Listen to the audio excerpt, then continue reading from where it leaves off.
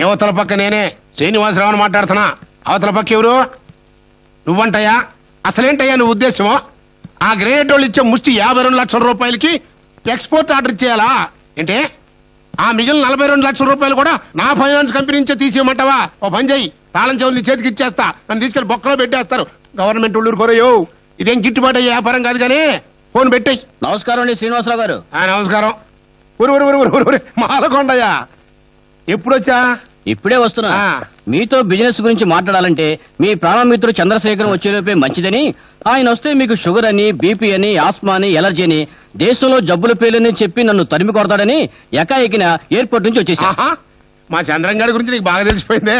అయ్యా, ఇవి మన పేపర్ మిల్ తాలూకు స్టేట్మెంట్స్. ఒకసారి ఇప్పటిదాకా నేను మాత్రం ఖాళీగా ఉన్నానంటయ్యా.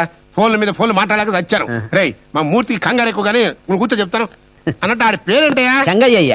రే చంగయ్య, వీళ్ళందరికి కాఫీలు తీసుకురా, నాకు కూడా చక్కెర వేసుకో. డాక్టర్ గారు వాడిని ఇక్కడ పెట్టింది చక్కెర వేసిన కాఫీలు టీలు తమకి ఇవ్వకూడదని. ఎవర్రా ఇవ్వద్దని చెప్పింది? నా షుగరు, నా బీపీ, నా కాఫీ. కప్పు కాఫీలో కేజీ షుగర్ వేసి పట్రా. నీ షుగరు, నీ బీపీ, నీ కాఫీ. అది కాదరా, 10 మంది స్నేహితులతో ఊరికే డిస్కసింగ్. డిస్కషన్. చెక్కు సంతకాలని కొంతమంది, వ్యాపార డిస్కషన్ అని కొంతమంది, డబ్బులు లెక్క పెట్టుకోవడానికి కొంతమంది, ఇలా పొద్దున్నే 10 మందిని చేర్చుకోవడం, వాళ్ళని అడ్డం పెట్టుకుని వాళ్ళతో పాటు షుగర్ కాఫీలు కొట్టేయడం. నిన్ను కాదురా కొట్టాల్సింది, వీళ్ళిద్దరిని పనులు పెట్టడానికి కొట్టాలి. తమరే బాబు. మరి ఇంకెందుకు కలిసి కానీ జోకు. నమస్కారం అండి. మరా సరిగ్గా సమయానికి వచ్చావు. నీతో ఒక ముఖ్యమైన విషయం మాట్లాడదామని కబురు చేశా. కూర్చో. ఏం లేదమ్మా, నువ్వు నాకు సాయం చేసి పెట్టాలి. 25 సంవత్సరాలుగా మా వర్కింగ్ ఉమెన్స్ హాస్టల్ ని పోషిస్తున్న దాతలు మీరు. మీ ఔదార్యంతో బతుకుతున్న వాళ్ళం మేము. మమ్మల్ని ఆజ్ఞాపించాలే తప్ప అడగకూడదు. అయ్యో, అలాంటి మాట అనకమ్మా. ఆ భగవంతుడి దయ వల్ల ఆస్తికి, ఐశ్వర్యానికి నాకు ఎలాంటి లోటు లేదు.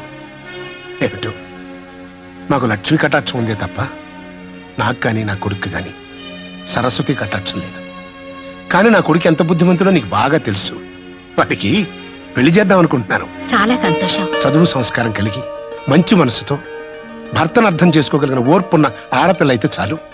అనాథైనా పర్వాలేదు. మీరు కావాలనుకుంటే ఈ లక్షణాలన్నీ ఉన్న అమ్మాయి గొప్పింట్లోనే దొరుకుతుందిగా. కాదమ్మా, పిల్లనిచ్చే చోట ఆస్తి అంతస్తు చూడాలి, పిల్లని తెచ్చుకునే చోట చదువు సంస్కారం చూడాలి. నా తోబుట్టు లాంటి దానివి. అలాంటి పిల్లని ఈ ఇంటి కోడలుగా వెతికి తెచ్చే బాధ్యత నీకు అప్పచెప్తున్నాను. ఇంత మంచి పని నా వల్ల నెరవేరితే అంతకన్నా కావాల్సిందేముంది? ఏంటిది 10 లక్షలా? అదేరా జర్మన్ మిషన్ రిపేర్ తాలూకు.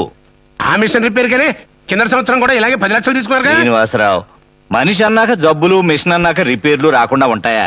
బంగారు గుడ్లు పెట్టే బాతు లాంటి machine uncle, made in Germany. దాన్ని ఎప్పటికప్పుడు మెయింటెనెన్స్ సరిగ్గా చూసుకోపోతే కోట్ల రూపాయల నష్టం వస్తుంది. ఒక బుక్ అయిపోయిందిరా, ఇంకో బుక్ కూడా ఉందా? రే శ్రీనివాసరావు, ఎందుకు వచ్చిన అతనరా నీకిది? ఈ చెక్కులు లెక్కలు చూసుకోవడానికి నేనున్నాను కదా. ఆ చెక్ పవర్ ఏదో నా మొహాన్ని పడేసి నువ్వు హాయిగా రెస్ట్ తీసుకో. రే శ్రీహరి, ఇవాళ నుంచి చెక్కులు బుక్కులని వాడిని విసిగిస్తే నేను ఊరుకోను. వాడు నా ప్రాణం రా. వాడికి ఏమన్నా జరిగితే నా ప్రాణం పోతుంది. వెళ్ళి చైర్మన్ గారు చెక్ పవర్ నాకు ఇస్తున్నట్టుగా ఓ లెటర్ టైప్ చేసి పట్టకరా. ఎలాగోలాగా ఓపిక చేసి ఆ ఒక్క సంతకం పెట్టేస్తాడు. అలాగే వెళ్ళు.